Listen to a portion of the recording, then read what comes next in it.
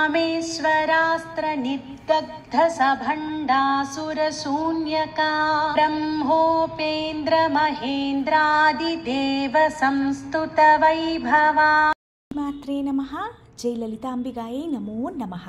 మనందరికీ కూడా లలితమ్మ ఆశీస్సులు ఉండాలని కోరుకుంటూ అందరూ బాగుండాలి, అందులో మనం ఉండాలి. ఈరోజు ఆ లలితమ్మ గురించి 33వ శ్లోకంలో ఏం చెప్తున్నారో తెలుసుకుందాము. ఈ లలితా బండాసురుడి యుద్ధము చివరిలోకి వచ్చేసిందండి. ముందు శ్లోకంలో లలితమ్మ బండాసురుడి తాలూకా రాక్షస సైన్యాన్నంతా కూడా మొత్తం హతమార్చారు. ఇక్కడ విష్ణుమూర్తి దశావతారాలు అలాగే శివయ్య అస్త్రాలు ఉపయోగించి ఆ బండాసురుడు తాలూకా మొత్తం రాక్షస సైన్యాన్నంతా కూడా లలితమ్మ వారు చంపేస్తారు. ఈ 33వ శ్లోకంలో ఆ మహాకామేశ్వరుడు తాలూకా అస్త్రం అండి, ఆ శివయ్య మళ్ళీ అమ్మ దగ్గరికి వచ్చి ఒక శక్తివంతమైన అస్త్రం ఇస్తారు.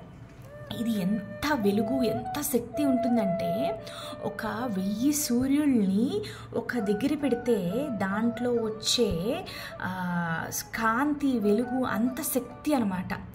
ఇంత శక్తివంతమైన అస్త్రంతో ఈ బండాసురుడిని అమ్మ వధిస్తారు. ఆ సునీతాపుర ఆ బండాసురుడు సామ్రాజ్యాన్ని శూన్యం చేసేస్తారు. అంటే మొత్తం అంతా కూడా తుడిచి వేసేస్తారనమాట లలితా త్రిపుర సుందరి. ఎందుకంటే ఈ బండాసురుడితోని చాలామంది దేవతలు ప్రజలు కూడా ఎంతో బాధలు పడ్డారండి. వీళ్ళని చాలా వేధించేవాడు ఈ రాక్షసుడు. వాళ్ళందరికీ కూడా విముక్తి వచ్చేసింది. అంటే ఈ కష్టాలన్నీ కూడా వాళ్ళ జీవితంలో దూరం అయిపోయి అందరూ చాలా ఆనందం పడ్డారు. ఎప్పుడైతే ఈ బండాసురుడు చచ్చిపోతారో అప్పుడు బ్రహ్మదేవుడు, మహేశ్వరుడు, విష్ణుమూర్తులు, సకల దేవతలు, ఋషులు, మునులు, ప్రజలు కూడా ఆనందం పడతారనమాట. అమ్మయ్య, ఒక పెద్ద దుష్ట సంహారం జరిగింది అని అనుకుంటారు. ఈ యుద్ధం తర్వాత పెద్ద వర్షం పడుతుంది. అంటే ప్రకృతి కూడా అంత ఆనందిస్తూ పులకరిస్తూ అమ్మవారికి తోడుగా ఉంటుందన్నమాట. బండాసురుడు ప్రతి గుర్తు కూడా ఈ వర్షంతో అంతా కూడా చెరిగిపోతుందన్నమాట.